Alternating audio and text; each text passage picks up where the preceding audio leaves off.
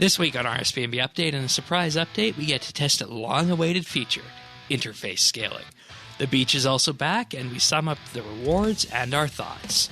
Then we get a refresh on the stories so far with Desperate Times, and theorize about desperate measures.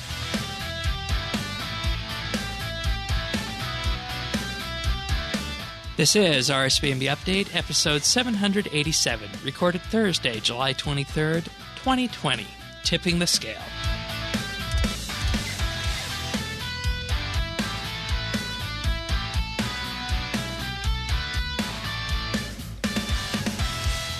Hello, everybody, and thank you for joining us for another episode of RSBANDB Update. Tanis, you're back this week after a little mini vacation. Welcome back. Thank you, Shane. Yeah, we had, I'm smart. I have the anniversary and the wife's birthday back to back. Get those out of the way. Can't forget them both, right? So, yeah. Yeah, indeed. But, I mean, you did miss out on some hip urban youth Gen Z lingo last week. I don't even know what to say about all that. I'm like, look what happens when I'm not here. You gonna sling them a follow on TikTok?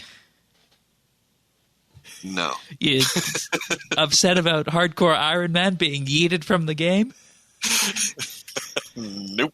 And, of course, what we're talking about last week's teaser where we discussed all these changes to the game and whatnot, and it all culminated in a discussion around using Gen Z lingo once TikTok was mentioned, but nonetheless, we're going to move away from that this week, and, this week is one week that we were anticipating would be a quiet week in the lead up to Desperate Measures.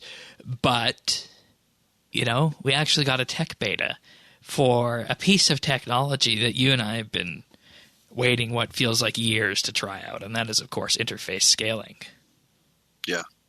Yeah, absolutely. I didn't see this one coming. No, it's a bit of a surprise. They kind of unveiled it in the live stream this week, so we'll have to just wait and see how all this pans out. But we are, of course, putting the cart before the horse on this one.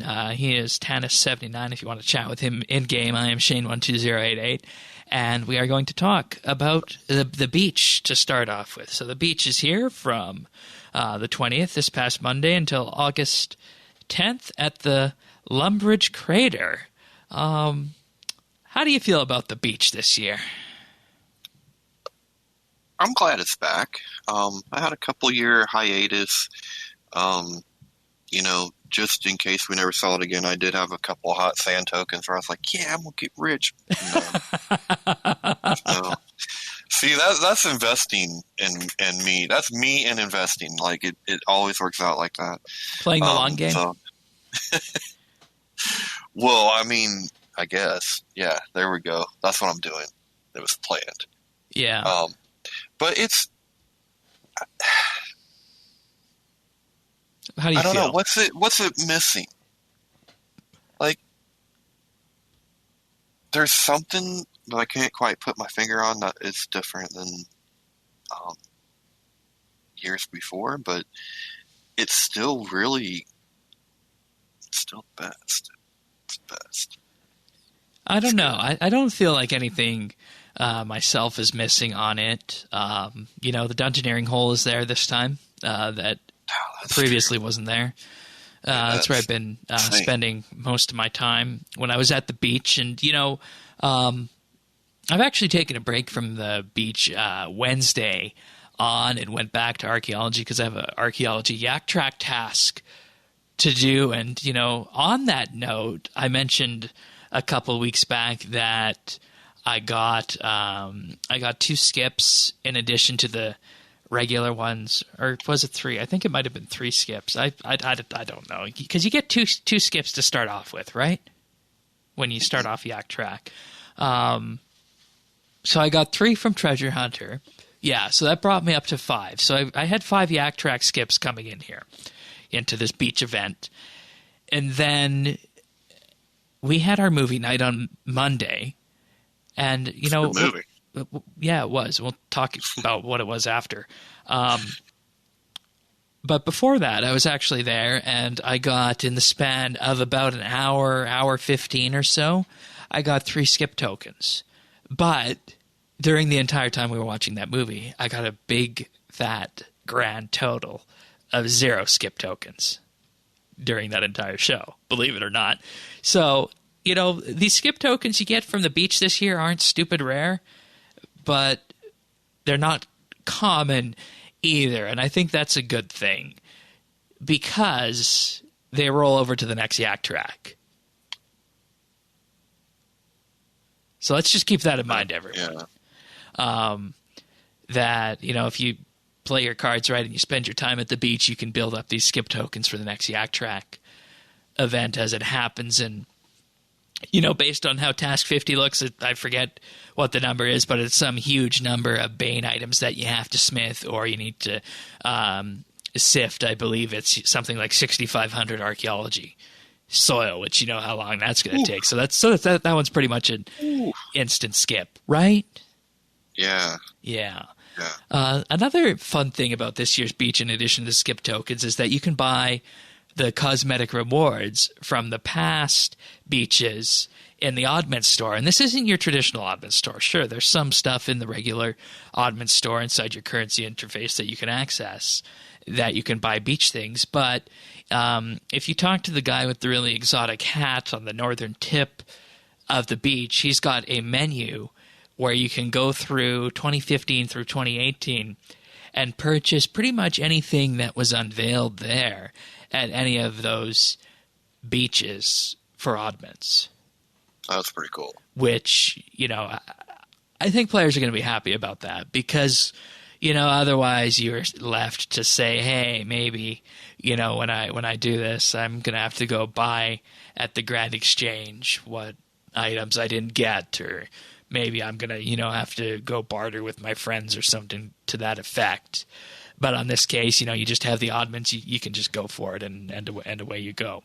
So I think that's a good option. And when you factor everything in from that and the dungeoneering hole, I think it's a nice evolution of the beach. And, you mentioned you feel like something was missing. I don't know what that is. I can't put my finger on anything personally. Okay. Yeah, I don't know. I think it's, if anything, it's just, maybe these were when the beach first came out, there was a certain group of people I'm used to seeing on the beach that I haven't seen this time around. Maybe it's more like that. Like what? What do you mean? Just seeing a lot of people and seeing people like from clans and worlds that I know. Well, I mean, when I was there, it was fairly populated. Was it? That's awesome. Yeah.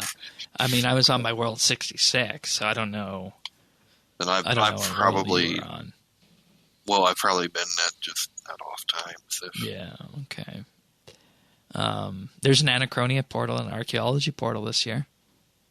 Yeah, that's great. Well, the portals are always That's and the hunter, man. Okay, that's Hook a Duck, right? Yeah, Hook the Duck. Hunter's great. Like, if you're ever considering an Iron Man, now is the time. I have a feeling there's people in the audience who consider what you're saying right now sacrilege. Probably, but not wrong. Yeah, and I mean construction, sandcastle building. Yeah, I mean, it might be sacrilege, but I bet they're down here building sandcastles. Yeah, and I mean, I'd like to know what people have to say on that, but I mean, I think that's just something we have to accept at this point on that front. So, let's talk a bit about the rewards here on this one. Apparently, actually, before we do that, let's talk a bit about the. Gotta do the heat, right? Yeah, the heat mechanic. I haven't had a problem with that because, you of course have the happy hours where you can skill with it, and then there's no heat limit on the weekends, of course, as well, and you can recharge your heat level with ice cream 3 times a day, which I mean is enough, because this is a way of saying that, hey, we don't want everybody to spend every waking hour at the beach. So I think that's fair. And you're right, and I don't look. I don't think there's anything that's overpowered. If you look at the rates coming in, like at 99,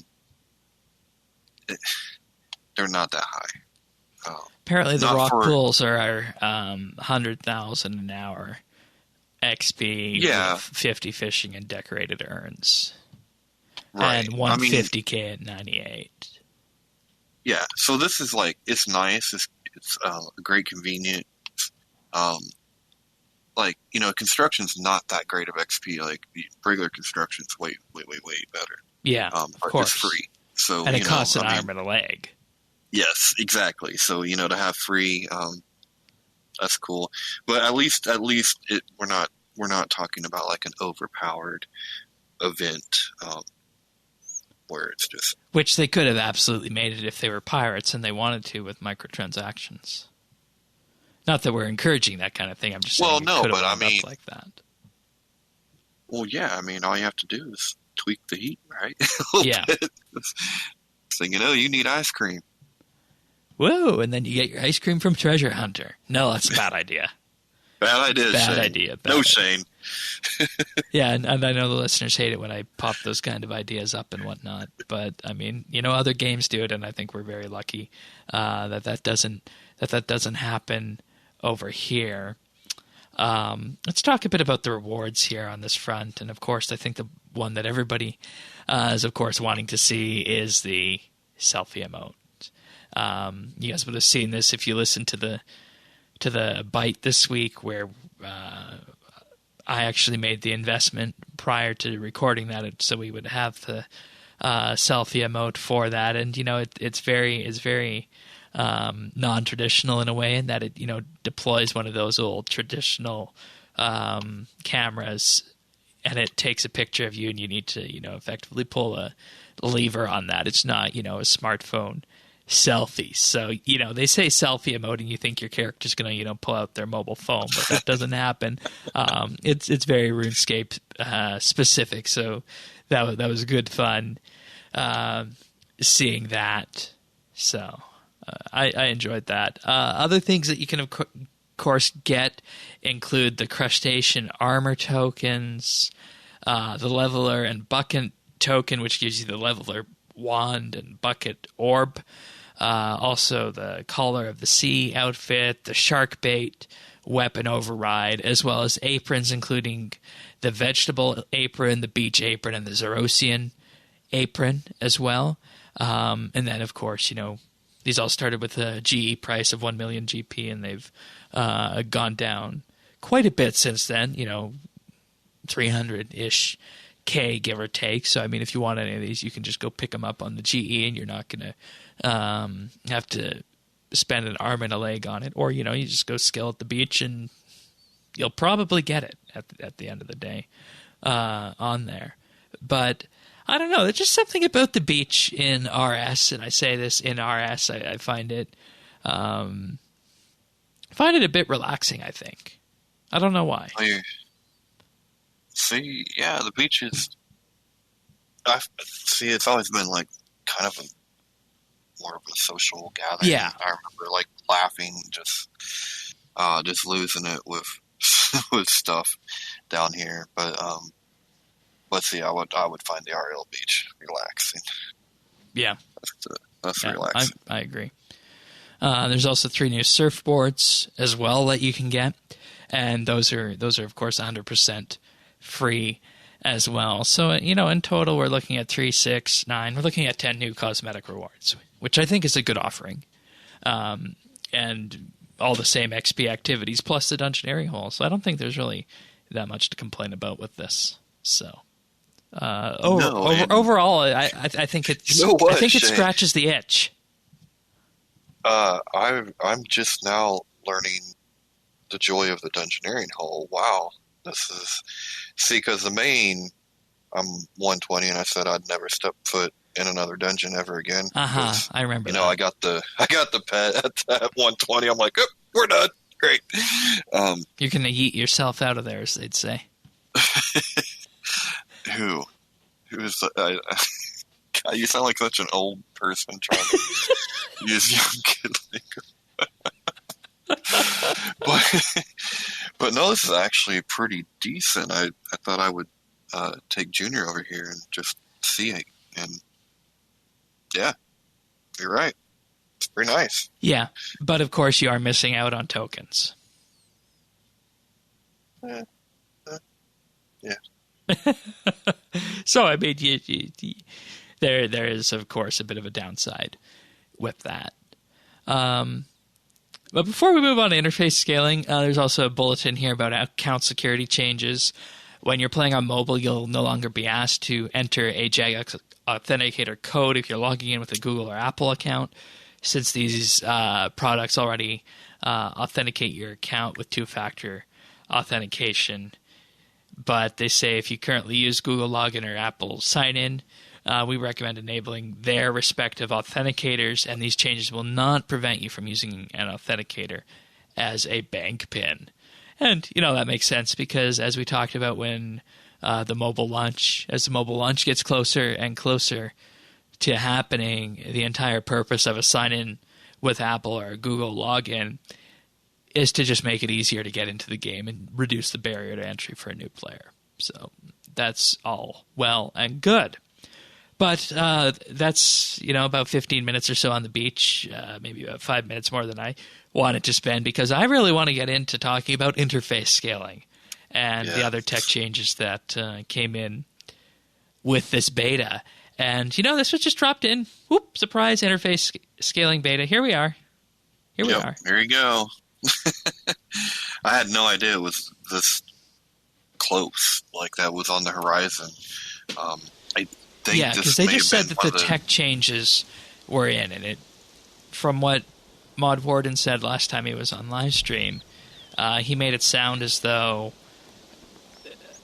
the content teams would need to work with all their interfaces in order to, you know, make them work and whatnot. But, you know, here we are. We have something that's actually actionable with this. And, you know, I think we're two very good people to test interface scaling with because, one, you always have wanted to make your interfaces bigger for the accessibility angle because you use screen magnifier. And, you know, if you could just make the interfaces a little bit bigger, it would help you quite a bit.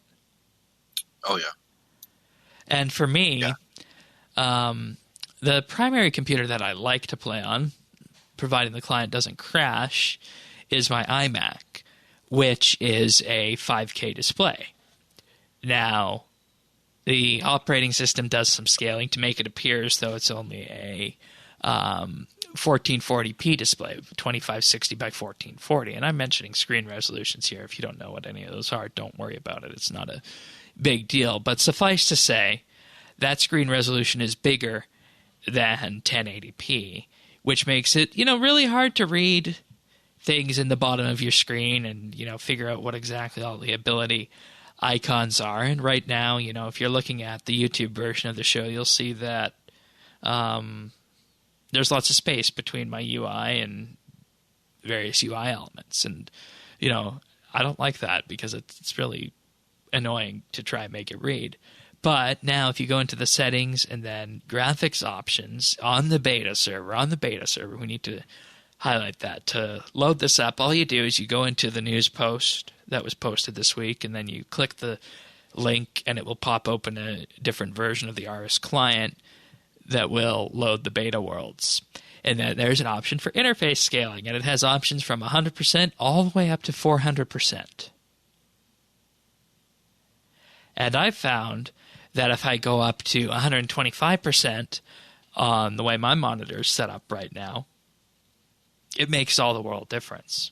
I could probably go up to 150 if I wanted to as well, but that would reduce the amount of space I had for chat and whatnot. I'd have to come up with a different interface layout. But, you know, even just putting it to 125%, on this iMac has helped greatly in terms of being able to see what the heck is going on my screen. So I've been messing around with it a bit today and a bit yesterday, and I have to say, on the interface scaling side, I'm absolutely impressed on this. The only thing that I'm a little bit hesitant about saying is perfect is the font rendering, because, anytime you're rendering fonts like this, they're a little bit iffy. Like most of the hover fonts, of when you hover over an object and it says, use bank chest or deposit all material storage container, that's fine. But things kind of get iffy in the bank. What do you think so far of what you've seen of it? Well, when I saw that this was coming, I was just shocked. This is something that I've been asking for as a accessibility feature. So I'm really glad the TVs kept getting bigger and bigger and making normal-sighted people squint more and more, or else might not have ever gotten this. So when I first loaded it up, I was, you pretty much, I had to go back to the news post, kind of follow the instructions. To figure out where it was in the settings. Because of course I thought, dude, go host the podcast. I'll find it. No problem. It's right there. No, it wasn't. It was nowhere where I thought it was. And so I went to the, and followed the steps. And I wasn't super. I just didn't notice a lot of difference right away. Okay. And then, so when I started it today, and I opened it, I was like, "Wait a minute, this is pretty good." And I think what it was the difference is today. It had messed up my, the way that I have my stuff, right? Yeah, the UI. Right, the UI. Need to do some UI positioning. Right, and so I didn't get that in the right places yesterday and stretch it the way that it was supposed to be. And I also didn't realize what happens when you increase the interface scaling is the same thing that happens when I increase my magnifier. It increases the size, but you're going to lose some space. Yeah. And so, well, you know what that means? It's time for a bigger screen. Well, here's the fun part, man. This is crazy, because once I got dialed in and kind of understood what was going on, and I could kind of take a minimalist approach to my UI, close some windows that didn't need to be on. I could turn my computer magnifier off. Oh. And see my interface. And what percentage were you using? I took it to 400. Okay. Yeah. And it's not like I couldn't just maybe read off a chat, from a normal far back position, but I could see my inventory and stuff. And so just for comparison, I opened up another window, the regular client. Yeah. And I went all the way down on magnifier there. I couldn't see anything. Yep. I could just see the boxes of the UI. And I was like, oh. And it ain't, like you said, it's not perfect, but whoa, we're on the right road. We're really on track, and I'm almost speechless in a way, just because I wasn't sure we were ever going to get it, let alone to get it this soon. This is it's BFD, right, Shane? Yeah, exactly. As old Joe would say. It's BFD. As senile Joe would say. Well, One thing I wanted to test that I wasn't able to was the Grand Exchange, because that's disabled on the beta world, so I don't exactly know how the UI will flow for that one. But, I mean, other places I've gone, like the player-owned farm, it's fine. Archaeology stuff, MakeX, that's fine. And the thing that I want people to take away from this is that it's important to test this kind of thing in your own setup, because this is paving the way not only for, just this user setting up being able to scale the interface on your desktop, but it's also paving the way for them to be able to offer different sized layouts on the mobile client. Because like we've said before, and we talked about when the Grand Exchange rework came out a while back on the show, one of the things that came up with that is that even if you were on, a Samsung tablet, it would blow up the interface the same way as it would on the phone. Whereas one thing they could do now, potentially with this tech, is they could do a form of interface scaling for mobile as well to make it so that there's a good experience on that front. So my sense is that, we need to test it, we need to make sure it works, and we need to provide feedback on it, because in doing so, we're going to be able to, just advance this a tiny little bit further and make everything that much better. And I feel like I can actually play full screen on a 2560 by 1440 display, or even a 4K display right now if I wanted to with this, which I wasn't able to do before, which is saying something. Well, and yeah, and like for me, this is a pretty big step. It's always like one of the great things about RuneScape has always been that I can use the magnifier with it, but a lot of times games work better if I don't have to use that, if I'm only using it to like have to read something, and like this interface scaling, dude, actually kind of gives me that in a way if I want to, or I can use like.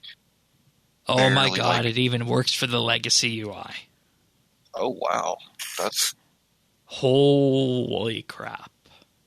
Huh. Well, that's really neat. And if you go up to interface scaling on, like, if you bring it up to 250% with the legacy UI on a 4K display, it looks exactly like the thin client used to on here. Huh. Holy cow. Yeah, it's good stuff. And for people watching YouTube version, you can see me scaling up on the legacy UI from 100 to 125 and then up to 250 now, and it looks exactly like that. But if you go up to 400 on the legacy UI, you're gonna have overlap, and it doesn't go.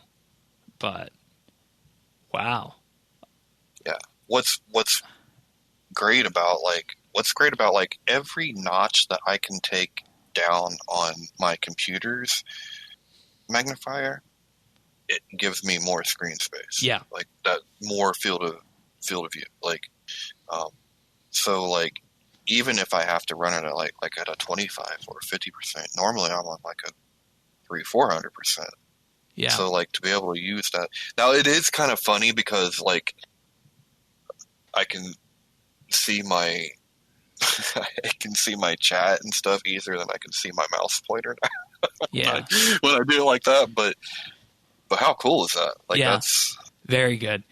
All right. So, I mean, this is something that we thought would take a long time to get to us, but there were two other changes that shouldn't be overshadowed in this beta. And the first one is the graphics render scaling. So this is a bit of an obtuse one, I think, because if you read the setting, it says a game render scaling of value of lower than 100% may improve performance at the cost of visual quality, while value higher than 100% will provide a smoother visuals at the cost of performance.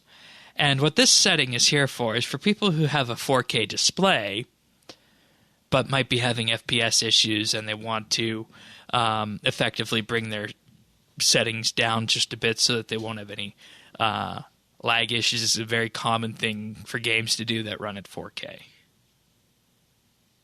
So that's where I see that one being used. But we can also increase our render scaling up, which looks like it improves the quality of the textures, but personally, I really can't see that much on this. Have you tried messing around with that one? No, I don't think I would be able to tell a difference. Yeah. And I mean, sure, right now, apparently we're sitting at 20 FPS just sitting here at 200%. And it's noticeable in the FPS because if I take it down to 100, that doesn't shoot it up much either. So I'm guessing this is probably just a limitation of the macOS client. But if you take it even further down, you're able to see a decrease in terms of the fidelity of this. Maybe if I zoom in on these flowers, it will allow us to see how this goes. So if we take it down to 50%, you can see that it does actually get really blurry. 100% they look normal. And if I take it up to 150, they look even more crisp. Okay, so this is something where you got to go down to the finer details of it. And I mean, I guess if you have a really good computer, this is something you could amp all the way up to 200% if you wanted to. Or if you were running 4K and you needed a bit more performance, you could turn it down. And, this is a very advanced graphics setting, I guess, because, I mean, it doesn't seem to me like something that many people would actually want to mess around with, but it's now here as an option.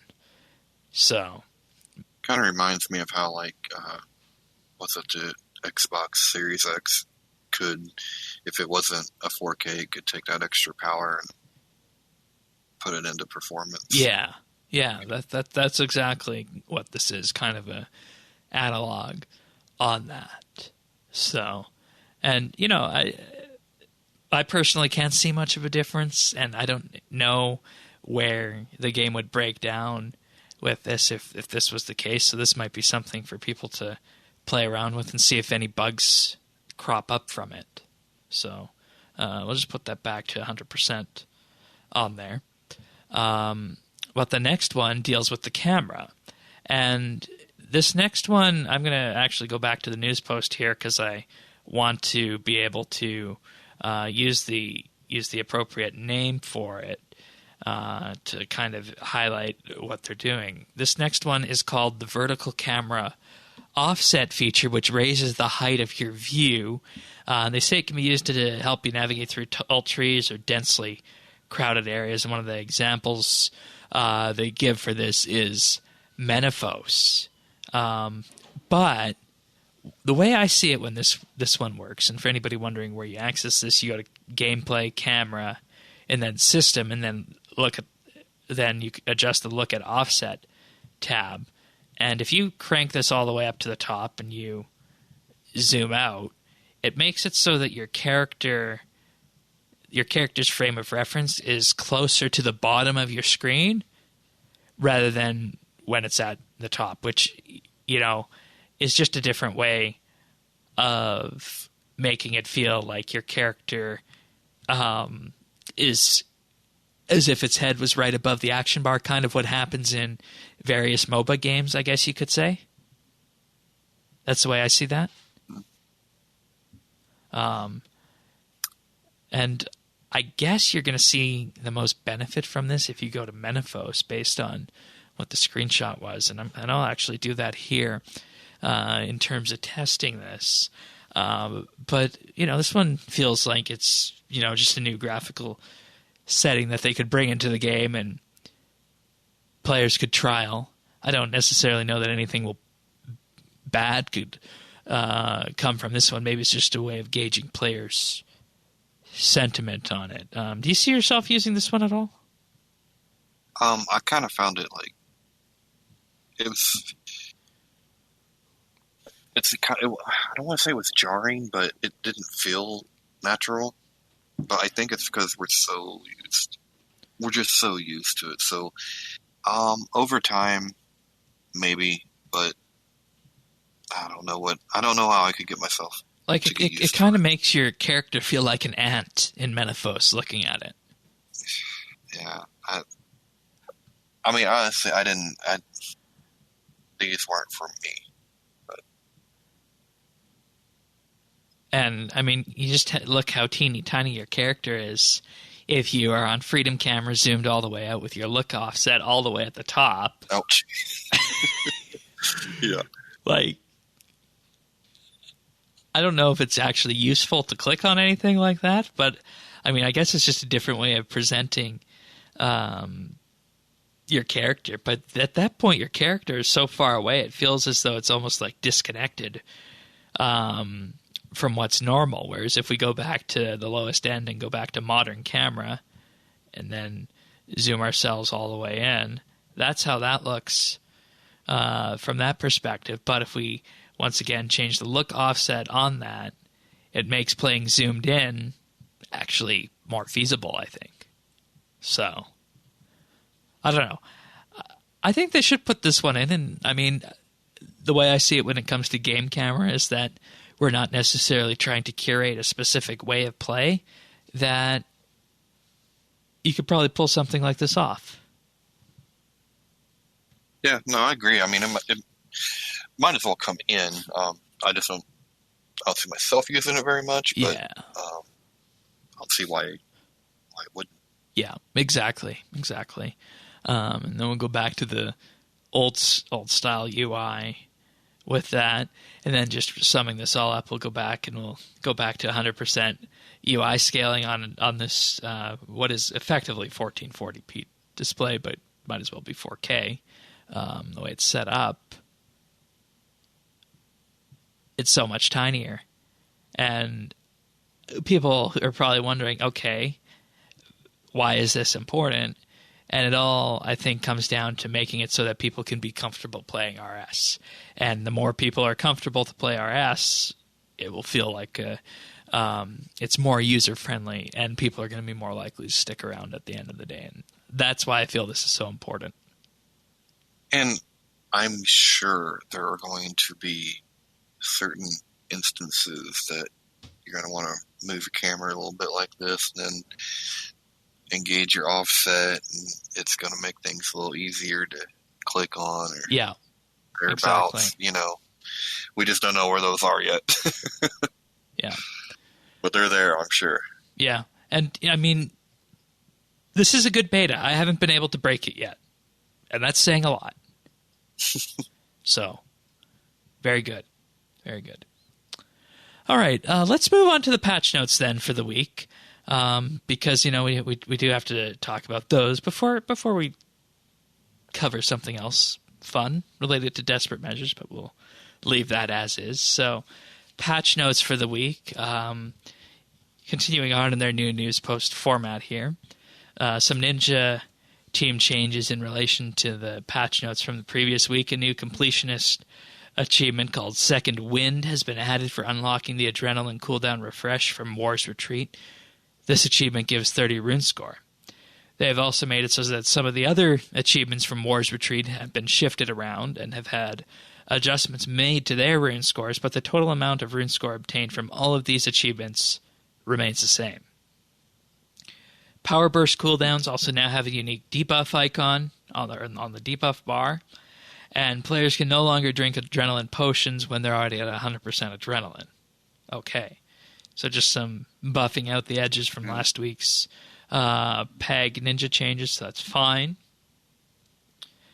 Wearing Globetrotter shorts while completing a Master Clue with a costume skipping ticket will no longer use extra tickets. Oh, that's good.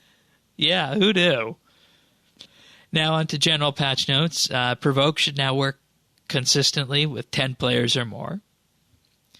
Now, here's one that people probably didn't want to experience. Removing items or effects which increase your life points while under the effect of a Vitality Power Burst will no longer set your life points to 0. Oh, ouch. And with this, life points are now capped at 32,000.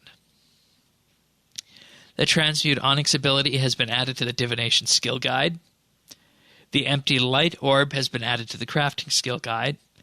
Hard leather gloves also appear in the crafting skill guide, and you will no longer be able to drink stamina potions while the salt water effect is active. Of course, that is referring to the Uglog pool that gives you effectively infinite run energy.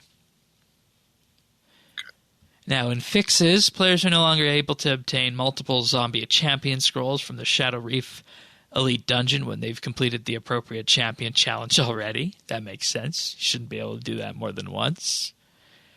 The Storm Shards debuff icon will now appear on the enemy player's target bar during PvP. We don't hear about PvP that much, do we? Mm-mm. So, We do not. I do wonder who is PvPing with EOC in this day and age. That'd be a fun thing to look at. This setting the Eugene, the brain pet, as a pet or familiar override no longer causes him to stretch when using a special attack. I want to stretch your brain. Yeah, that's exactly it. The pets in the Oddman store is now accessible on mobile devices, Pets tab, that is. The clan system will no longer broadcast if a player on a clan's banned list is trying to guest the clan chat or log in. Yeah, that's something. I wonder what it was broadcasting in particular. If it was saying this person has been banned, or this person is trying to join, I guess, maybe. Could be. Maybe. Mining a specific coal rock south of the Legends Guild no longer pushes the character under certain circumstances. The interface now shows the option to return to Port Sarum from any uncharted isle. Using an emote during next Angel of Death's icicle attack no longer negates typeless damage. I wonder who is using this.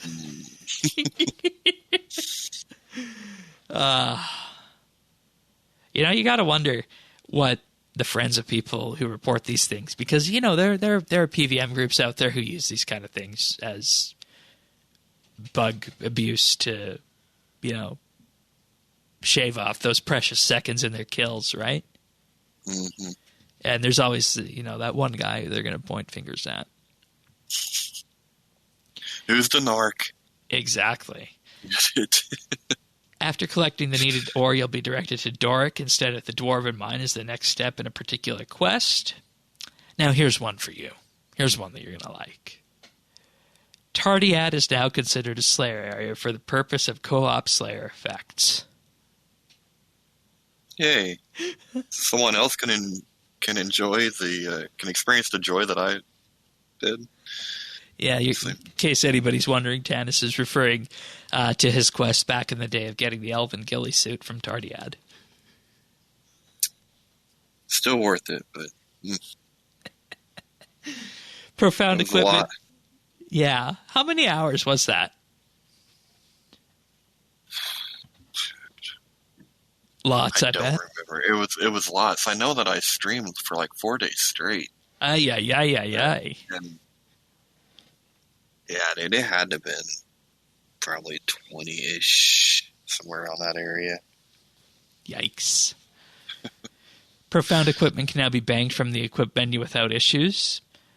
All shields are now correctly filtered when navigating specific offhand filters on the customization screen. And you can no longer cut down the oak tree from the wrong side of the fence in the Lumbridge cow field. Okay. And there's our patch notes for the week, everyone. Amazing. Yeah, rest assured you won't get that tree from the wrong way. Yeah. Fix that. All right. So we kind of knew this was coming. But we're having another double XP weekend on August 7th. Double XP live event from August 7th through the 17th. You'll get your 48 hours of double XP over the span of 10 days. And, we knew it was going to be on the way. And at this rate, there'll be one more this year, I believe, right? Well, maybe, like, is this fall or summer? Like, Like, yeah, that's what I can't and see, figure that's the out. thing, because normally they won't run one in September. So, and then it was previously the last one of the year, and we just had the one in May, Right. and then we had two before that, didn't we? Yeah, well, we had one in February, but See, I can't even remember when we last had these. Like, they're all just starting to morph, right? well, and I mean the 4, I expected one a quarter. I'm just trying to figure out, like, when did those quarters start and where we at with it? Because I think I told you a week or two ago that it was coming. Like, I'm like, watch, our big update is going to be a double XP week. Yeah, and we are on track to have one more of them, because this is number 3. Previous one was in May, and the one before that was February. Yeah. Okay. So yeah, and we had 3 in 2019, and there was the commitment that they basically want to do one a quarter this time around. And do you think it's a vocal minority that is talking about these events and perhaps being too often? Because, I mean, they obviously have the data on them, and I don't think they would do anything bad to the game in terms of XP coming in, right? Well, yeah. It was. I mean, part of the flexibility. We thought that was giving us what they were going 10 for. days, and Yeah. right. But another part of the flexibility I think that we didn't see coming was to be able to have these once a quarter throughout the year, so that if you missed one or missed two, that maybe you'd still have a chance to catch one. In that regard, I don't think a lot has changed from where we were last time No, until now. because it's really only 3 months. Yeah, and so I think the big change was going to the 10-day extended time. That was like where the shift really happens. Like at this point, double XP has really been decoupled from a lot of the social and just like if RuneScape had a culture, like cultural type aspects of, you know what I mean? Like it's really been You kind can of get that with the beach. from that. Yes, and yeah, the breach. Although I guess I'm gonna have to try different times but you know what I'm saying, essentially. Yeah. So. You're basically saying is that the cultural side of it can still be found elsewhere in game, and using the double XP weekend as a cultural event has kind of come to pass. And yeah, I mean, there's no real reason you can't do that, right? Right. Because you just do it on the first weekend then, if you were doing that. Yeah, and I don't know if it's just I've been playing for so long or just getting older, but I only play what I want when I want. And if there's stuff that I want on double XP, then I'm going to play for that. But if I don't, then I'm not. Like, like last double XP, I did archaeology. Like, I wasn't. Yeah, me too. Because that's just. And archaeology is still on the blacklist here. Right, and I think it's good too. Like, for one, we know that you don't have to be crazy and get everyone that comes around now. But because there is one that comes around once a quarter now, I'm guessing that's going to have a more moderating effect on the economy too. And that's exactly what they wanted to do with it. Yeah, so I mean, I understand it feels like a lot because it does feel like they're happening a lot, but I don't think it's making any difference. I just think it gives you more choice. Yeah, and I think most of the complaints on this come from the usual suspects over at one certain website on this, who are always looking, to find the next nail in the coffin of the game. Oh, yeah. And well, there's they will just be there. Yeah. I think, we hear it from those, and we also hear it from the people that walked uphill through 5 feet of snow both ways to school. You know what I'm saying? Like, back when I played Classic, you couldn't get at level 50 was a good... Okay, yeah, we got it, Grandpa. We're good. That's me. That's me. Exactly. Yeah. But August 7th through the 17th, 48 hours. I just want to touch on 2 things before we move on. In their FAQ this time, they said they looked at the data from the last 2 double XP events. That is the long, protracted ones. Most players used about half of their quota. 10% went on to use the whole 48 hours. And this is consistent with the data that they saw in the old 72-hour double XP weekends. So it's actually a pretty similar amount of XP and possibly slightly lower. So it's not detrimental to the overall balancing of the game. There you have it. Hardcores will be hardcore, and cash is just cash. Right. And there's going to be people who say, hey, we want to see the data and whatnot. But, I mean... It's data. There's no sure, you could put together a chart, but what difference is that going to make, right? All I'm saying is if this is the data we're demanding to see, then we have other we're done as a species. Then we have other things we should be complaining about. Yeah. And there will be a ninja strike that coincides with Double XP Live. And it's like, why announce that here? So, I don't know. Maybe they're going to be making some changes to the double XP mechanics. So, we'll just hold tight on that one. Don't get toggle. Shh, that's what the questions is for. Anyways, before we do that, we have to thank some Patreon supporters. And, I want to thank you guys a lot. There's a good number of you that I want to thank this week.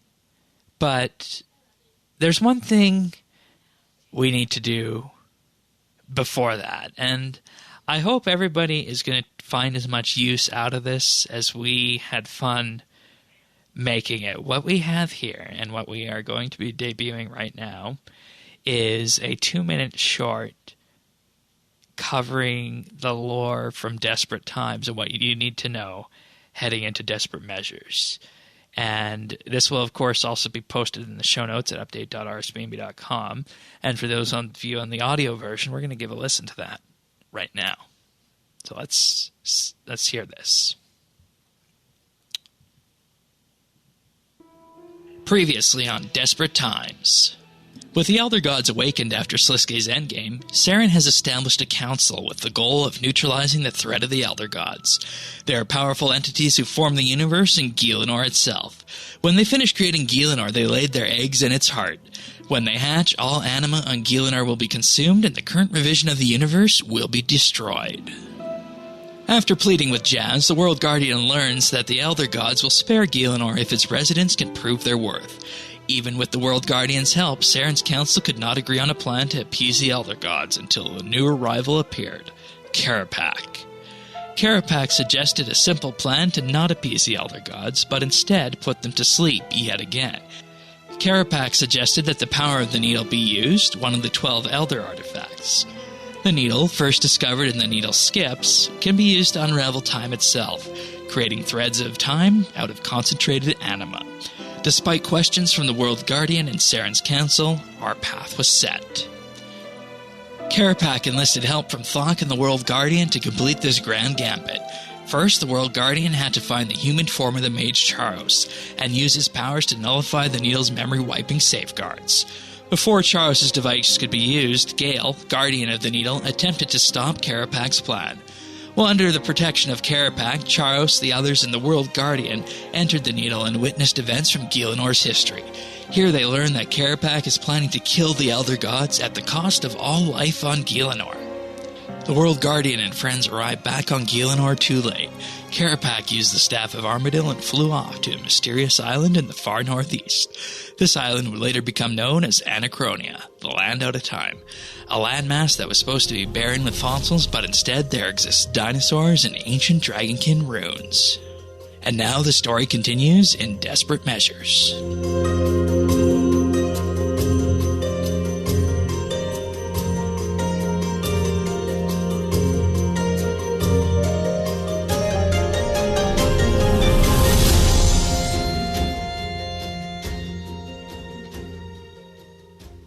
So what did you think of that? I loved it, man. I dig it. I would love to hear these for all of the upcoming quests to kind of catch us up. It's a nice little summary. Nice job. Yeah, this was produced by myself and the Update production team. Derp from Clan Quest helped with some of the screenshots with it, and then it was just arranged nicely. Cinematography, I guess you could say, and if you want to see that, it's on YouTube at youtube.com/RSBANDB. But, I actually found myself through working this, hyping myself up for Desperate Measures more than I was before. So it's actually my hope that will happen for anybody who watches this as well. Because when you look at Desperate Times through this lens, it's a much different way of, just then taking the hour and a half that you take to play through the quest. And then you get this little overview here, including the backstory of Carapac and the Needle and whatnot, and then figuring out exactly where we're going into the future with this. I'm telling you, you would have a lot more people that were into the lore if you could experience it like that. Yeah, and we might try and do something like this for the Everlight archaeology lore as well, because we've been looking for a format to do this when we do those lore deep dives with the archaeology skill, because we still have 3 of them left to do, of course, but hopefully you guys enjoyed that and are looking forward to Desperate Measures when that arrives on Monday. But let's move on to questions, and before we do that, I'll thank our Patreon supporters for this week. And, as we always say here at RSBANDB Update, what we do would not be possible without the support of our Patreon supporters. So this week we would love to thank Brock H., Cameron, Cass, CGB900, Christian S., Diana, Duramax, Enrique V., a new arrival, welcome, Jade Gizmo, Jade W., James W., Jason S., Joe M., John P., Kyle, Mr. Ling, Nora, Our Memories, Rastafa, Ricky A., Rippeth, Samantha R., The Naked Captain, The Lion, Tom V., Zant, and Zez. Thank you, all of you, for your support. It truly does mean the world to us. And in case you're wondering what all this is about, you can learn more at patreon.com/RSBANDB. There you can sign up for as little as $1 a month, and you gain access to the entire back catalog of monthly bits. You get to vote on the monthly bit. You get to join the round tables. You get to come to movie night, a whole bunch of things like that. But the biggest, of course, is that back catalog of monthly bits and inside updates. And you get all that for as little as $1 a month. For $3 a month, you get a special VIP rank on the Discord server and a mention on the podcast at the start of the month, as well as high-quality stereo AAC versions of the show. And for $5 a month, you'll receive a shout-out each and every week on the podcast with exclusive access to the outtakes that we use to form the clip show at the end of the year. So summing it all up, we got, of course, the monthly bit, we got the round table, we got inside update, and, of course, movie night, which we recorded this past Monday, which was Rocky IV. That was really good, wasn't it? I enjoyed it. It was funny to look back now to watch it. Yeah, I loved all the 1980s Cold War references. And you may have had one of your funniest jokes that I don't even know if you met. No, because I don't even remember saying anything like that. Oh, really? Oh, it should be in the clip show. Okay. Well, it'll definitely be on the readback of the commentary, which Patreon supporters can listen to as well. That'll be going up along with the show this week. But, if all this sounds interesting to you and you want to support the podcast, even in just a little way for as little as $1 a month, just visit patreon.com/RSBANDB. Thanks so much, everyone. Thanks, guys. All right. So questions. Let us begin. We got an essay of a question here from Parnassius. So, hello, Shane and Tanis. I have a quick discussion question for you guys this week pertaining to the upcoming Double XP weekend event. Jagex have now confirmed that they will be doing 4 of these a year, and as a maxed player, I'm slowly working away to all 120s and will go on to 200 mil in all. But I don't want to rush it.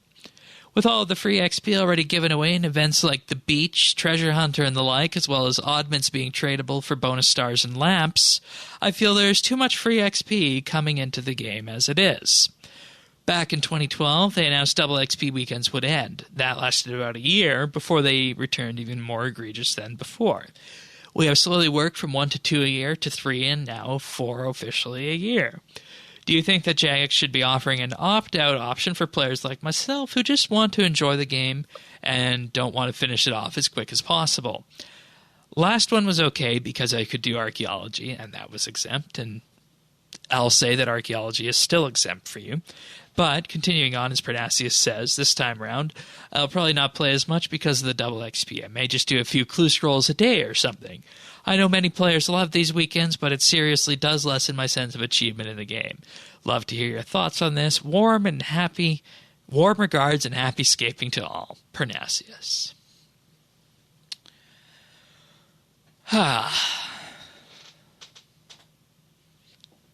Is it time to add the toggle? Could that be what the Ninja Strike is for? Coming in concert with Double XP Live this time? I hope so. You hope so? Look, I hope so because, look... I did not expect to hear that from you. Because if someone... I believe in enjoying the game how you want to enjoy the game. So, Parnassius has every right to not want to get double experience. And I think maybe it makes more sense for him to opt out than to turn everyone else off, right? Yeah. That, to me, everyone gets what they want. And, we've talked about XP coming into the game many, many times. What the end game is. Yeah, what the end game is. And, right now, that is what it is. I don't think the number of double XP weekends really has much of a bearing on that, as we talked about before. So I think it's just time that if people don't want it, they shouldn't have to have it. Yeah, and I'm actually going to go... I'm going to go one step further on this, and, I think if people don't want to have bonus XP in the game, that's fine. And I don't know how this would go from a marketing angle, but maybe it's just time to have a no bonus XP option whatsoever. And any bonus XP that you would potentially get just, would effectively be null and void. And yeah, this would make it so there's one less treasure hunter prize pool to pull from so that you wouldn't get bonus XP stars. And I don't know how that would work from the treasure hunter side, but maybe this is something to start talking about from a purity angle on that front. And the way I envision a toggle coming in is not a toggle inside the settings interface as many would like it. I think we got the settings interface now in game to a point where it's actually pretty clean compared to how it was, so I'd like to keep it that way. But my idea of a toggle for double XP weekends, double XP live and bonus XP in general, would be to just, go to talk to, say, Max and say, hey, I don't want any of this double XP stuff. Can you just make it so I don't get that? And he casts some kind of spell on you and it turns off. Oh, yeah, that would, yeah. For that kind of thing, I think we should keep it in-game rooted that way, right? And, whenever double XP comes around, you could even just offer a teleport to Max and Varrock for that. Yeah, that would be great. But you said something interesting that makes me think. Back back when they tried the Darkscape experiment, they only took like 3 or 4 servers, right, off to do that. Yeah. And members actually got more XP because you could access the entire world for free. It's just if you were a member, you had better XP rate. Right. But couldn't the same be done and start, like, for the people that wanted to, they would be starting over and call it, like, PureScape, OrganicScape, like, no additive scape? I don't know. Like, something like that. And see, the thing is, if you do that, then you're maintaining another game. Yeah, but they did it before and it worked. It was a hit. Yeah, but the question is then, does that offshoot get content updates? And then you're at the point where somebody is going to say, let's just set this to 2013 before all the stuff happened.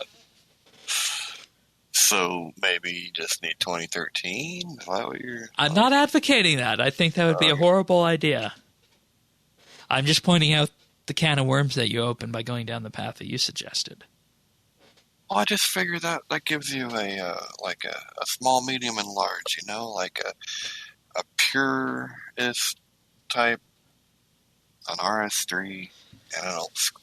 Well, you know, there is an unannounced MMO and there's an unannounced action RPG that Jagex is hiring for. An unannounced MMO could potentially be, you know, a PureScape, and the action RPG is more likely to be something like Diablo, believe it or not. Okay. So I'm thinking that our path is set here, as we said was happening in previously on Desperate Times, because there's plenty of reasons for them to keep going down the path that they're on. And if they wanted to do something different that was radically changed, then you would do that through a new game, probably. That makes sense. Yeah. And I do. I appreciate the Max idea. Yeah. I think that's pretty good. Yeah, because I mean, I don't like in-game settings in the settings interface unless they're, you know, like for modifying the user interface or something like that. But for, you know, in-game things like the way your construction house works and the way your double XP would potentially work, I think that's better left to something like Max. Yeah. And I mean, there's a caveat that if they did do a toggle, it would have to be done in a way where, you know, you couldn't just flash it on and off whenever you wanted to. You'd be able to effectively flash it on maybe once or twice throughout the entire thing, and then you'd be locked into whatever choice you had made. I think that's what they'd have to do. Well, I mean, I wasn't going that far, Shane. Yeah. I mean, I was going to give the hardcore something. Yeah, okay, fair enough. They want to get every second. You go, boy. No, I don't think they should be able to flash it on and off. I mean, until I can figure out what the harm would be, I would be in for it. Well, the harm would be is that you would get people who would basically only be having it on whenever they were getting XP. And if you're able to flash it off whenever you're getting XP, you know, like for ticking it, your timer would not run down. It would turn into like those. It wouldn't turn down. Okay, right? All right, it would turn into right. How the Play RuneScape Yak Track tasks work, where those only tick up when you're getting XP, and players would be able to flash it on and off quick enough that theirs would only tick down when they're getting XP.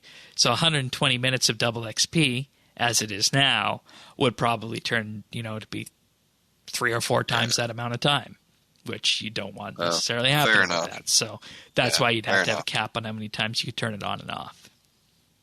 I've been convinced. All right. But yeah, I think we're all on that side here that we would not be opposed to be seeing something like that. The next one's from Mr. Ling. It's been a few days into the beach now. Have you guys set any alarms for happy hours? And are you guys hyped for the trailer coming Friday? Of course, the trailer he is talking about is Desperate Measures, which will be out about 18 hours after we're recording this. So, have you set any alarms for happy hours? No, I haven't, because I'm really figuring the weekends will be kind of my unofficial happy hours. Okay. Yeah. And like I said, I've been doing archaeology this week with that big Yak Track 900K archaeology task, so I've really only gone to the beach, for the first day or so it really hasn't been something that's been on my mind. And, we've been around the block so many times here that we didn't get to this point, you and I, we didn't get to this point by setting alarms telling us to play RS at certain times. That's right, yeah. That's for sure. We pace ourselves. So I have not thought to set an alarm for a happy hour, and I mean, like you, I'll probably just be focusing on weekends at the beach. Yeah, like if I had, was starting another character or an Iron Man or something like that, I probably would, or I would at least think about it. Might not actually follow through, but I might think about it. Yeah. Yeah. But not at where I'm at and what I'm getting. All right. And hype for the trailer coming Friday? Absolutely. Like I said, I hyped myself up by producing that video that we did. And, I think there's been some good discussion about what's going to be happening with that. We are definitely looking forward to seeing that trailer and seeing the quest coming on Monday. And that leads us into our next question, which is from one of RuneScape's community managers himself, Mod Porky. What do you expect the Desperate Measures plot to be? That is such a big question. I have to say that starting off, it comes down to our three friends that we see on the background for Desperate Measures, including Charos, Thok, and Karapak, of course. And, we didn't know where they were heading to back then. They were definitely heading towards Anachronia.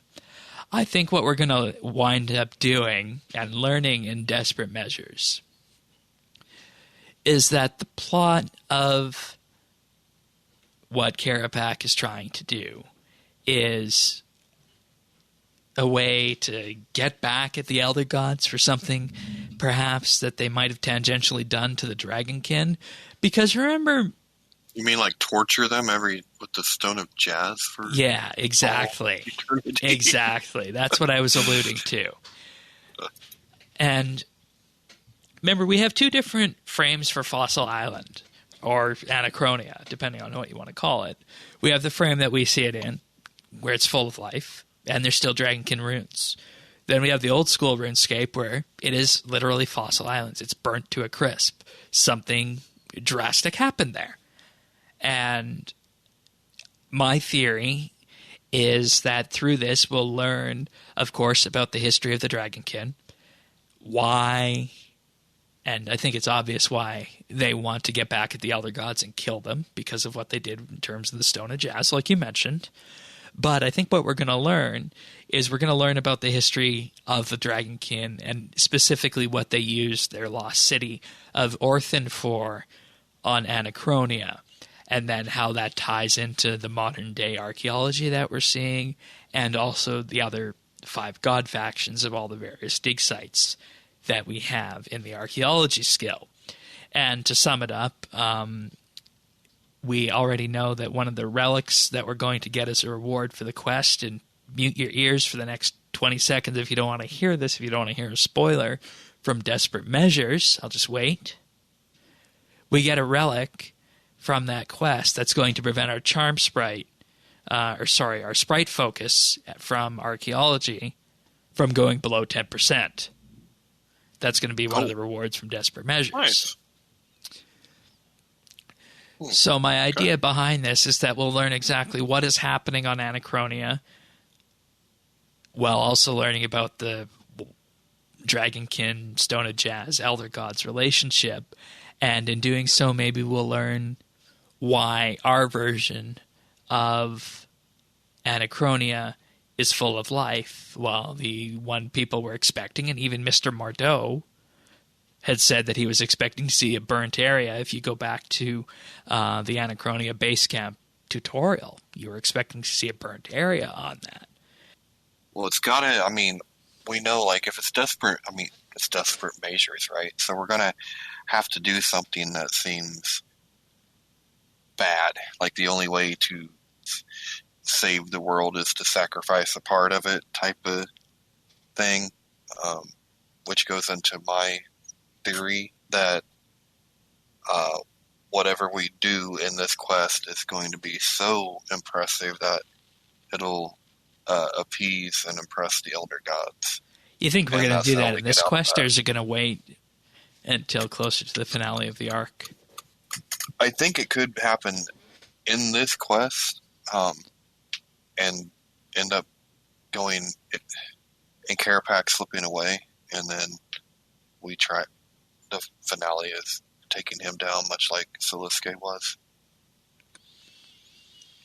But would you really want to kill a Dragonkin when there's so few of them left?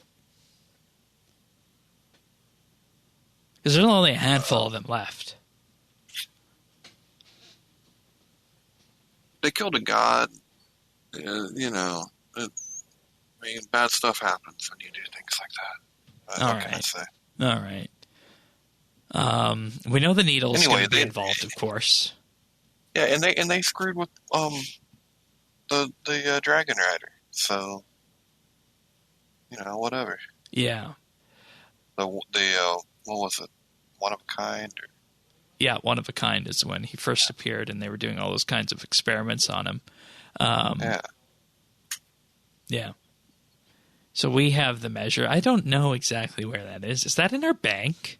It's in your bank. You use it to find where the Elder Gods are. I mean, I know what it's used for. I remember using it. Oh, okay. I just don't know if I have it in my bank or if I destroyed it. That's bad. You can probably get it back. I would imagine. Yeah. But let's also just look at how this is shaping up here right now. Carapac tried to get the Stone of Jazz. He wound up destroying it.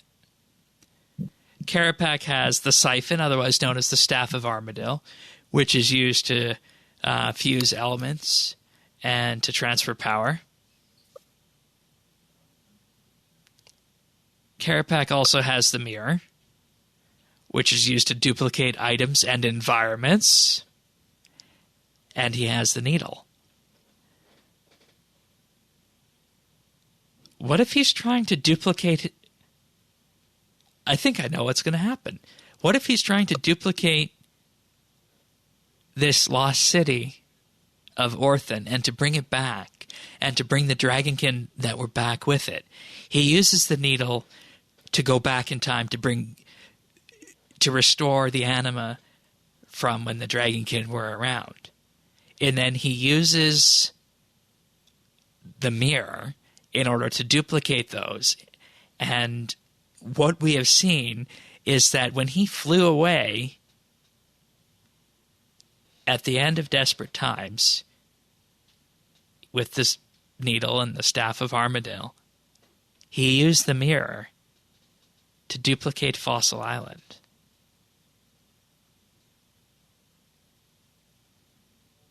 Or, as we see it now, Anachronia. And then because everybody thought it was going to be a dead landmass, right? Uh-huh. But what if in duplicating it, when combined with the Needle, he was able to bring it back to how it was? And we have to destroy it. I don't think we have to destroy it. Or else the Dragonkin will come back. Yeah, and the problem he had was that there wasn't enough anima around where he was in order to bring back the Dragonkin in the city of Orthan. But he was able to bring back the landmass in terms of using the Siphon, which is the Staff of Armadil, the Needle, and the Mirror. And because we have the measure, he wasn't able to do something in the proper enough way to get it done. And then that chamber that we saw in the concept art is potentially as a way to infuse that area with anima to try again.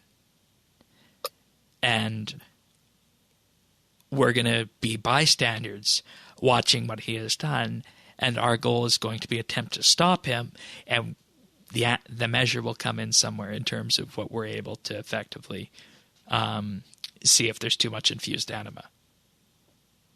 And in doing so, after he brings back his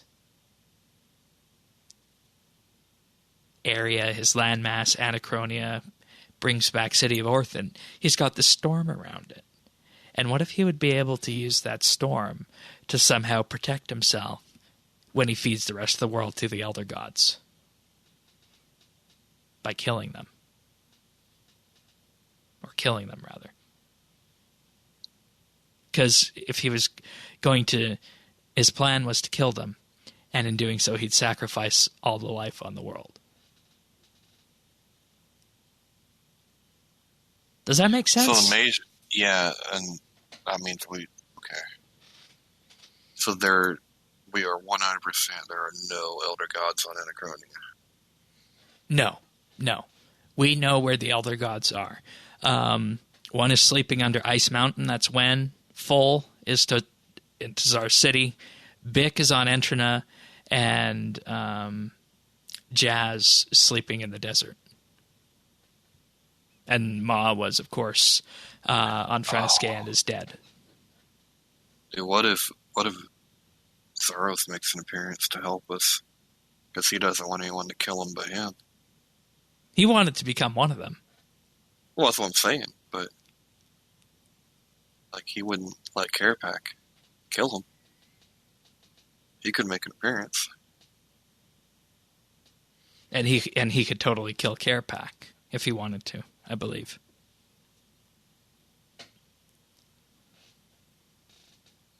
You might have stumbled on something there, Shane. Yeah, and you know, I'm not 100% done on the archaeology bandwagon too, but there are hints in terms of the main dig site area that there's Elder God references involved. So, and keep in mind that when archaeology came out, they said there was a whole year's worth of lore and story background built in, and nobody had yet cracked it. So the desperate measures could be one huge piece of the puzzle that we're about to get on Monday. Uh-huh. Well, I'm more psyched now than I was. Yeah, so I'll just recap that. And it only makes sense if you know that Carapac has the Staff of Armadil, the Needle, and the Mirror. And this is assuming that he duplicated Anachronia and he pulled threads from the past before it was destroyed with the Needle. And that's how we got the current modern version of Anachronia when people were expecting it to be dead. And what he missed was bringing back the dragonkin city of Orthan because there wasn't enough anima, and he would have been able to measure that if he would have had the measure. And that's what the player has. And that's where we come in on this quest. And in doing so, he wants to bring back this city.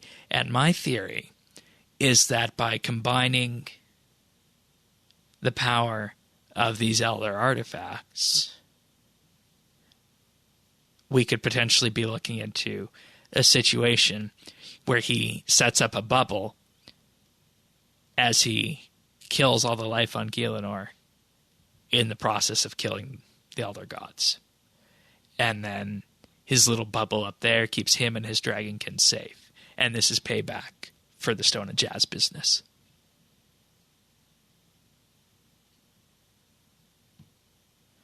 Because remember this storm that we sailed through? It was a big storm.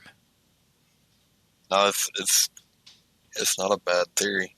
Yeah, and I mean, we'll find out if we're right on that path. But hopefully it's something close to that. And if not, hey, as long as it's interesting, I'll be happy.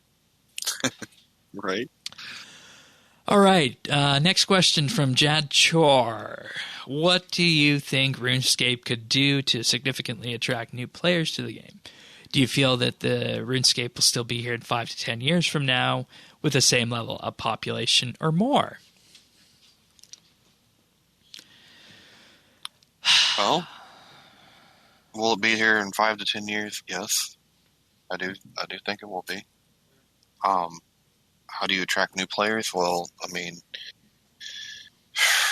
we've rested a lot of hopes on mobile, and maybe we will get some people that way. But I think what will end up saving RuneScape in the long run is it's becoming almost generational in a way. Like, and this may be like the first video game that is kind of becoming this, but we're to a point where you could theoretically have a grandparent and a grandchild playing RuneScape together. It's been around long enough now. Oh yeah, I know of cases where that's happened. Yeah, and so I think it's the appeal, and the being able to stretch generationally like that, being fun for all ages. I think actually it's going to be what keeps people coming back to this game. All right. For me, it comes down to two things that need to fall into place that really haven't so far, and hopefully I'll get one of these this year with the mobile launch, and that is that there is a solid first-time user experience with that, and they've definitely been iterating on that over the last year or so, and I think it's better than it was. And, that's actually make this a three-sided answer. That's the first one, is that there needs to be a user experience that brings people in and, gives them that hook, because most of the people who have been playing, at least that we think, have been playing for probably around the 5-year mark. I don't know what the data says, but that's what it was last time they shared.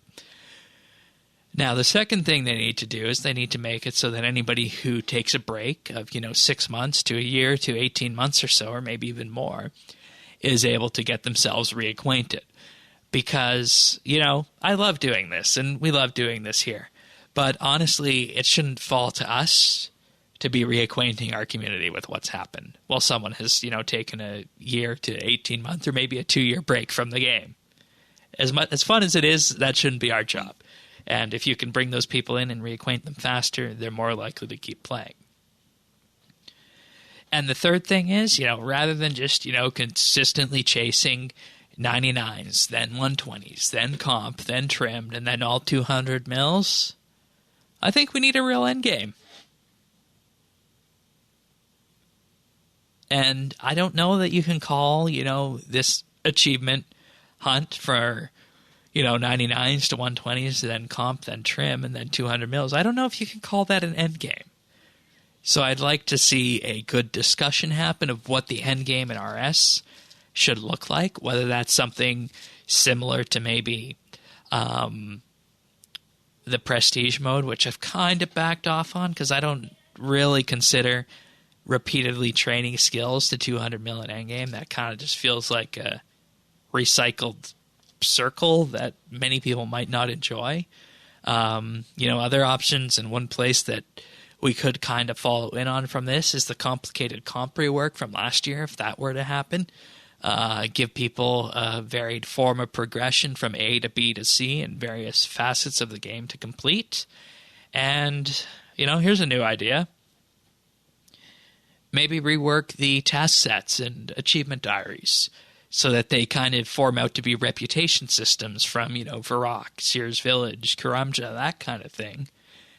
And then they give extra little benefits and bonuses beyond what they do now in terms of, maybe some kind of armor set that's smithable that can be used with the passives that we already have.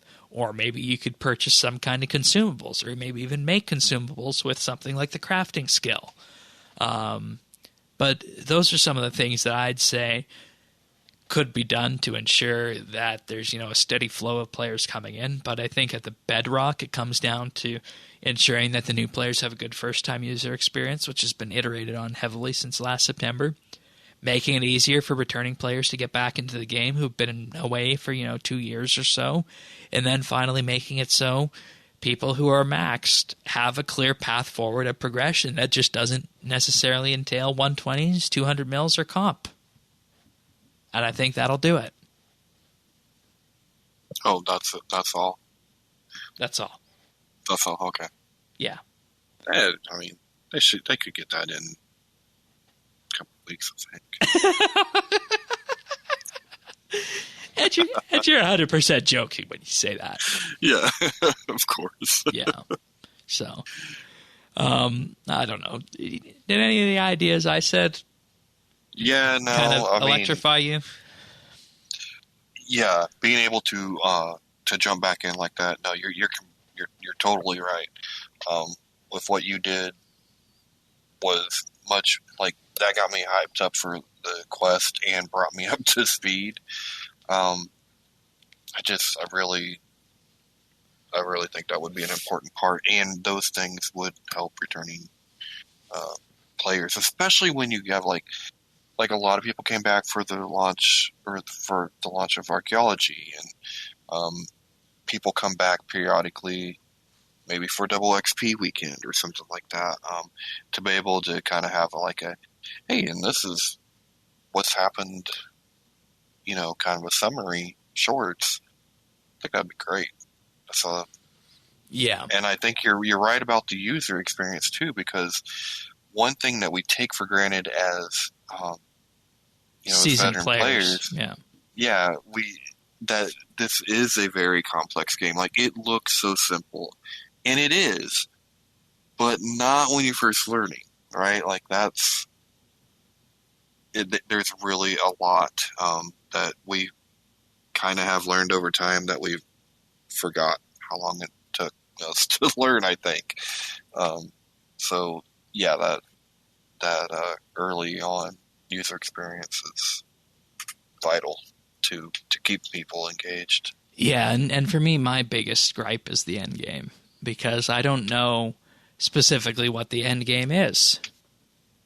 See, I'm an advocate, I guess, for the prestige, because end game doesn't have to be something completely different than what you've been doing. Like, most games that have an end game like that, your end game is you're getting experience till level 50, and then or what have you, and now you're in end game. Well, what do you do in end game? Well, you do dungeons and you do combat, but you were doing all that stuff too already. I mean, it's not like it was a completely different. It's not like the paradigm of the game and the content just completely changes. You know what I mean? Like, you're still doing the stuff you've always done. Yeah. Which is why I think Prestige actually does fit pretty well for RuneScape. Yeah. Fair enough. I don't know. I go back and forth on it, because I think, leveling the same skill all the way from 1 to 120 is perhaps boring at the same time. But, it would allow for a method of repetitive gameplay. And it would allow people to don themselves cosmetically with new rewards from doing that. Right. So. And on the PVM side, I think we are at a place that has an end game. Yeah, PVM endgame definitely exists. Yeah, I mean, it could be expanded. It could be made broader. It could be. Have more elite. It could be. But, I mean, I don't think it's in a bad place. At least it exists. Yeah. In a way. Yeah, and I mean, like you said as well, generational game. I know many people whose parents and kids play the game, and we are going to be getting to that point where the grandparents will be the ones who started playing. So. Yeah. Alrighty. But something like that really it carries through. Yeah, it does. It does. And maybe Mud Warden has a plan for this. He did say he was working on a 5-year plan. Yeah. And a 2-year plan, and a 1-year plan. But at least there's plans. I think we'd all feel better if we, got a glimpse of what some of them were. But granted, he doesn't want to reveal that. That's cool. The fact that if I know there is a plan, that's okay. I can take that and believe that things are going the way, the way they're supposed you to. feel better knowing that there's a plan, right? Rather than there's just no one at the wheel. Yeah, definitely. Alrighty, well, let's move on to tech news because, last week, right after we finished recording, it was blown wide open in the field. But if you guys want to send your own questions in, email them to questions@rsbnb.com, or you can reply to us on Twitter @RSBNB, or DM us if you have questions throughout the week.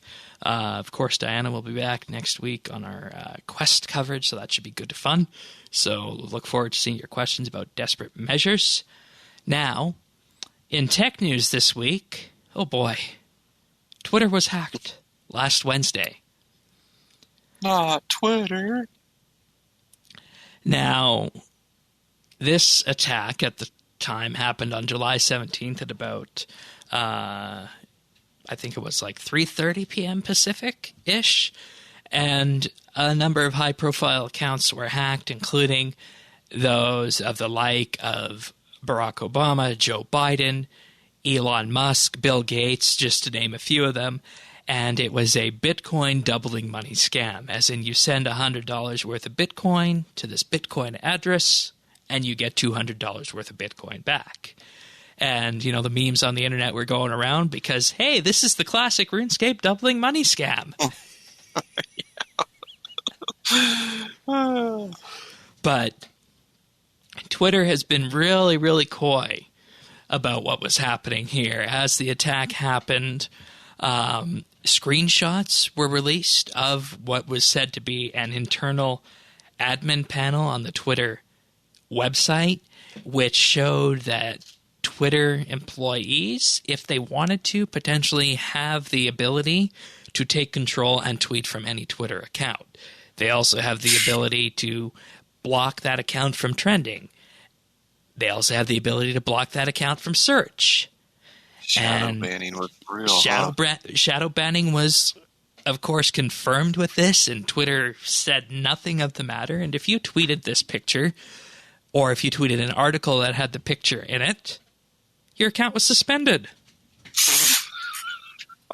That's the way. So they were really, really clamping down on the people who were sharing with this. And it was, an issue that at the end of the day, Twitter says it came down to a social engineering scheme. In this context, social engineering is the intentional manipulation of people into performing certain actions and divulging confidential information. They say the attackers successfully manipulated a small number of employees and used their credentials to access internal Twitter systems, including getting through our two-factor protections, such as, your authenticators. As of now, they access tools that are only available to internal support teams to target 130 accounts. For 45 of those accounts, they accessed a password reset, logged into the account, and sent tweets. And they said they were continuing a forensic review on this, and they were also able to access data on 8 of the accounts involved, and they took the additional step of downloading the account's information through your Twitter data tool. So what this means is that for 8 of these accounts, we're not saying which ones, so it could have been, Barack Obama's account. They could have got his direct messages. Just as an example here. But since he's not running for president, probably wasn't him. No, but they could have got Biden's. Yeah. Someone check what Cambridge Analytica is up to these days. Yeah, and the interesting part of this to me is they didn't. It's an election year. They didn't target Donald Trump. Must be Russians. They said for the 130 accounts that were targeted, they were not able to view previous account passwords, as those weren't stored in plain text. They were able to view personal information, including email addresses and phone numbers. And in the case where the account was taken over, they may have been able to view additional information. And on 36 of the 130 accounts, they accessed the DM inbox, including one elected official in the Netherlands. And there we have it. My hatred of Twitter But it is gets only better, Tanis. It gets by better, my Tanis. hatred of Facebook. There was a story posted in the New York Times that suggests that somebody got into Twitter's Slack channel, Slack is basically Discord for businesses and workplaces.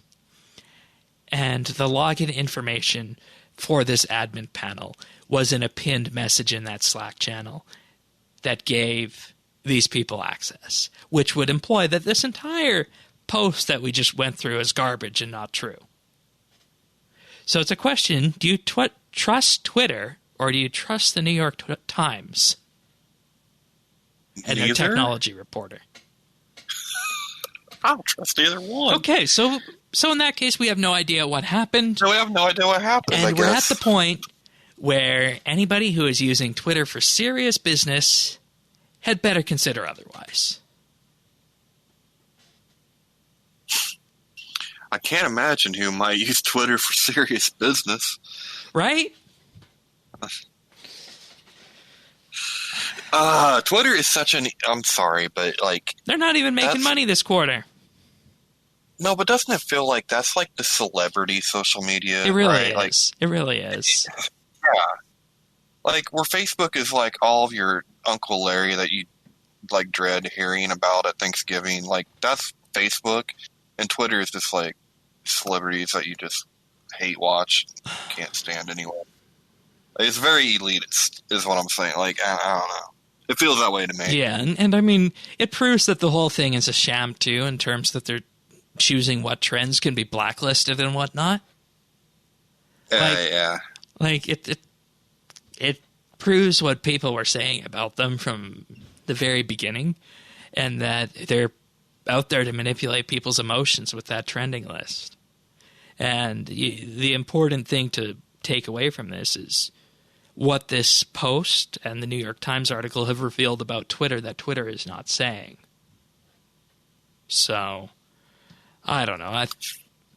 Like, if this was any other world, they'd be facing, some sort of judicial review about the process. The FBI was reportedly involved in this in terms of the investigation. No, but that was the old... That's the old country where we had laws and stuff.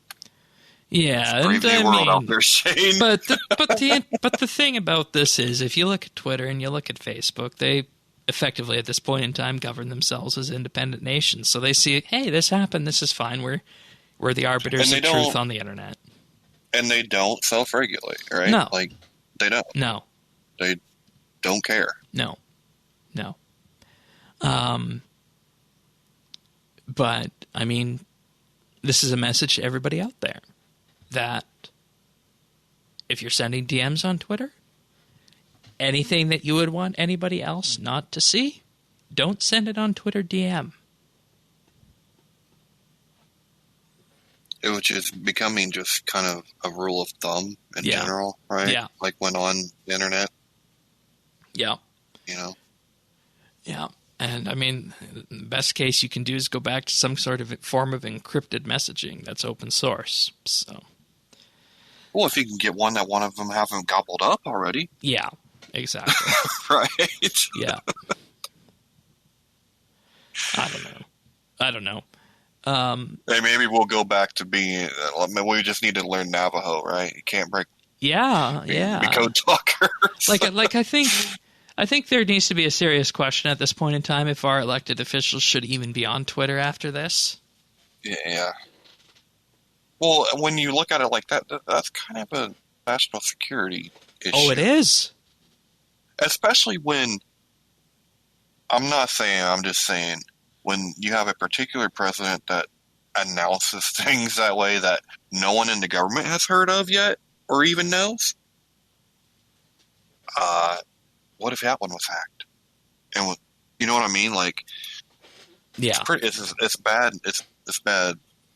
And I mean, this isn't their first brush with this. The CEO Jack Dorsey's account was also hacked back in 2017. An outgoing employee, he deleted Trump's account, and they restored it from a backup. But could you imagine the chaos. This just that proves that these cause. people who work at that company have too much control over individual accounts.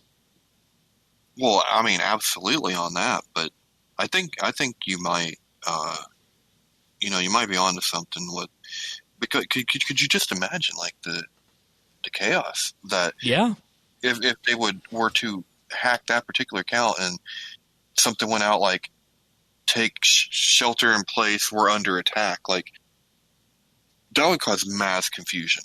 Yep. And just luckily instead they took over accounts and tweeted photos of Christy Teigen or something. I don't know what they did, but asked for Bitcoin. It could have, asked for Bitcoin. That's how Bitcoin. Yeah. All right. Next piece of tech news: Metacritic will delay user reviews for games, and this delay is being implemented to ensure that people have actually had the time to play the game before reviewing it, to prevent review bombing. And this is going to be a 36-hour waiting period. Probably a good thing. Yeah, they say it wasn't based on any particular game in particular, but we know, of course, how review bombing works. Yeah, but see, and the thing with review bombing, though, is it's usually something that the company does and something that's review bombed, like, well after the fact of its launch. Like, exactly. Usually if someone's give bad reviews at launch, there's a reason for it. Yeah, and Steam has the rotating lens so that reviews from within the certain past amount of time is only factored in the total score, so a game will eventually recover from that, and there's a graphic representing that. And Metacritic is of course one of the places that people go when they're determining if they get the games, and the higher number the better. So this is I think very important because as we saw in our last story, the internet is a piece of crap. Oh yeah, well, and it always look, man, if the reviewers are all giving it, because Metacritic breaks it down between the reviewers and public, you know what I mean? Like it's, yeah. So you can tell. So if one is really low and the other is really high, you can be like, something doesn't smell right weird here. Yeah. So we'll have to see how that goes when the holiday game cycle for this year arrives. What holiday game cycle? Halo Infinite. They did manage to, okay. Yeah. Did manage. Next piece of tech news, Mozilla is bringing out a VPN onto the market. The Mozilla Vpn is available for Windows and Android devices. They bill it as a fast and easy-to-use VPN service with security in mind, as is the case with Firefox. And the idea behind this is that they want you to have a fast web browsing experience. And the way this works is that they got a new modern VPN protocol that's a lot faster than previous legacy protocols, and they set it up, with a very simple user interface so that anybody who hasn't used a VPN before can just tick a few buttons and away they go. There's no long-term contracts. It's going to cost you $5 a month. It will be available in the US, Canada, UK, Singapore, Malaysia, and New Zealand, with plans to expand to other countries this fall. And of course, for anybody who doesn't know what a VPN is, it's a virtual private network that effectively obfuscates your network traffic so that you can make it look like you're coming from a different location, and it makes it so that those at your internet service provider, which if you live in the UK, the UK internet service providers have to store request logs for any requests that a cable modem or DSL modem makes in the country for, I think, a span of 30 days. And if you go through a VPN, that just hides that and makes it look like an obfuscated stream of traffic, and you come out on the other end of the VPN and access your server. So for anybody who's wanting to amplify their privacy to prevent their ISP from viewing what they're doing, there's lots of VPN solutions out there for around the same kind of price, but This is one that is from a name that we all know and trust, Mozilla, the people who, of course, make Firefox. And, they say some of the reasons you might want to use a VPN is security for all of your devices, added protection for your private information, to browse more anonymously, and to, of course, communicate more securely. But, of course, in the case of Twitter, that doesn't really help from the previous story that we discussed. So I think this is good because, there's lots of VPN solutions out there. A lot of them are corporatized, and they're very hard to set up. And you don't know if the one you're getting is going to be effectively built with the internet in mind or corporate first. But pretty much with everything that Mozilla builds, they build it with the internet in mind first. So if anybody wants, a VPN solution that they can just assume to be built in good faith and not be overly corporatized, using this one from Mozilla is probably a good idea. You ever thought of using a VPN? No, actually, I have been thinking about it a lot lately, and I don't really know what the best one is to use. And so if you have recommendations. I do not have recommendations on that, but, in terms of just talking about some of the potential downsides that you could see from it, gaming is potentially an issue because it will increase pings and whatnot. So if that's something in mind, you might want to turn your VPN off when you're gaming. But if you're browsing, it just provides that extra layer of security so you can't have snoopers coming in. But that might be actually a good thing for us to look at, is to get some VPN recommendations out there on one of our tech news stories. Yeah, well, and the other great thing is, too, it allows you to access different libraries. Yeah, streaming services and whatnot. Yeah. And, Netflix has had policies about this, and they're like, hey, we can't do anything about this. So, if you wanted to maintain a Netflix U.S. account and you're not from the U.S., you can. It's, against the terms of service, so they could potentially ban you for it. But if it's encrypted, there's really no way of knowing unless you tell them. All right. But that's tech news. Let's move on to our achievements. All right. We do have some achievements this week. Okay. So, starting off, we have J.R. Nadraw with 99 Archaeology on July 22nd. We have Skeets with 120 Farming on July 22nd. We have Arendelle 20 with 99 Woodcutting on July 21st. We have Lithius with 99 Smithing on July 21st. Dom the Mexican with 99 Attack on July 20th. Dom the Mexican again with 99 Constitution on July 20th. And Isk with 120 Farming on July 20th. Nicely nice done, job, guys. Nicely Look at done. those 120 Farming, Shane. Yeah, those ones are nice. Yeah. Continuing on, we have Jesse Pinkman with 120 Archaeology, also on the 20th. VI Nightshade with 99 Farming on the 20th. FE Super J with 99 Hunter on the 19th. Root Shock with 99 Archaeology, also on the 19th. Isk with 120 Herblore on the 18th. Mike Strike 3 with 99 Attack on the 18th. VI Nightshade with 99 Slayer on the 18th. And then rounding it off, we have One Rib with 99 Smithing on the 16th. Nicely done all around. Very nice. All right, pick of the week time. What do you got? I have a feeling I should strap in for this one. Get ready. This, is for everybody, anyone that is a fan of South Park. This is an older game at this point, so if you haven't picked it up and you're a fan of South Park, get the Stick of Truth. It's probably really cheap. I know that I had picked it up a while back, I think on the winter sale, maybe. I might have paid $7 to $10 at that time. So I don't know. Too bad. Even at 20, you would get your money's worth, right? You would 100% get your money's worth. I have never played a game this funny ever. I've never played a game where I just just started laughing, like just out loud, would crack up and lose it. Of course, it's South Park, so some blue humor, you know. Take it or leave it. Yeah, exactly.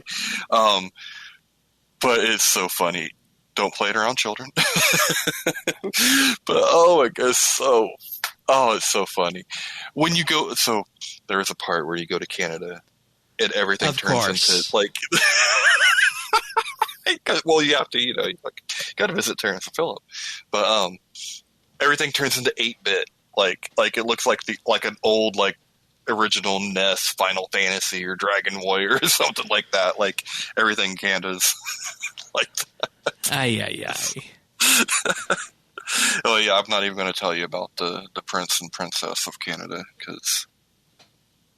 Yeah, we'll let you discover that on your own sometime. But super awesome game. Like I said, it's older. There's been a sequel to it. I'm actually hoping to start that next couple days. And that one is The Fractured But Whole. So, it's so good. But if you play the Stick of Truth, there's a part in the end, and I'm telling you, it's going to remind you of someone here at RSBANDBupdate, and you will laugh. You will laugh out loud. So yeah, that's the pick of the week. It's South Park, Stick of Truth. If you're a fan, you need this game. You need this game in your life. Alrighty, and it's too bad the Steam sale's over because that would have been a good pickup. But I mean, hey. Yeah, like I said, I mean it's fairly cheap anyway because it is a little older at this point. But it's worth it. I'm telling you, the laughs that you get, and there is definite replayability in it because they're different pathways, different choices you could probably make. So, yeah, it's just fun. I'm telling you, man, I just died laughing. Now I'm a big South Park fan anyway, but you don't know how many times I thought of her.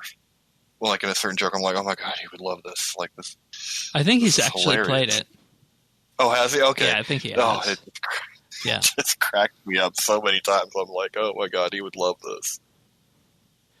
Alrighty then. Yep. South Park, Stick of Truth. That's the pick of the week. As for what we've been doing on RS, this week, as I mentioned, did a bit of the beach. I currently have 8 skip tokens built up on Yak Track, so I could just finish it right now if I wanted to, but I wanted to do the archaeology task and see how many of these I can get done before using any skips, and see if I can get any of these skips to roll over onto the next one. But yeah, I wonder if you get rollover skips. I'm pretty sure you do. Ooh. Pretty sure you do. I thought that this was going to be a grindy Yak Track so far, and it kind of hasn't felt that way, except for some of the tasks that have been really, really bonkers. So, as with all the Yak Tracks, I remember when this one first came out, I said I was a bit concerned about it, but I'm actually enjoying it, so that's good. And I spent the entire time we were doing the Rocky IV event at the Dungeoneering hole and got 0 skip tokens for that. But that's what I've been doing in the couple hours or so that I spent at the beach this week was the Dungeoneering hole. How about you? Yeah, so I just checked the Dungeoneering hole out today with Junior, and yeah, it's great. So I will be doing that. So far this week, though, I sticking to the staples of gathering energy and been working on Yak Track. I got really bogged down in one of the mining tasks, and I'm going to probably have to just suck up. Stone Spirits work with it, right? I didn't realize that, and I'm going to switch ore because it's dumb for me to be where I'm at just because I'm proud. Where are you at? Mining. Well, I mean, I got to do the highest. I'm the highest level. I got to do the highest, right? Oh, yeah. It's taking forever. And yeah. I was like, that's dumb. I really need to... Let's go bang this out on some coal or something. This is ridiculous. Yeah. All right. Anything else? That's been about it. Okie dokie then. Well, of course, we do have Desperate Measures coming on Monday, and give that nice little video that we have a watch again previously on Desperate Times. That's on the YouTube channel at youtube.com/RSBANDB. Of course, also, if you want to subscribe to the podcast, you can do that as well. And any number of podcast listeners out there at just Apple Podcasts, Google, Spotify, Pocket Cast, Stitcher, practically anything, even YouTube. Just visit update.rsbnb.com/subscribe. And of course, subscribing is good because it makes sure that the show is automatically delivered to you as soon as it arrives. But we're going to spend our last weekend here philosophizing and thinking exactly about what's going to happen in Desperate Measures. But with that being said, we'll be back next week for another episode of RSBANDB Update. Take care, everyone. See ya.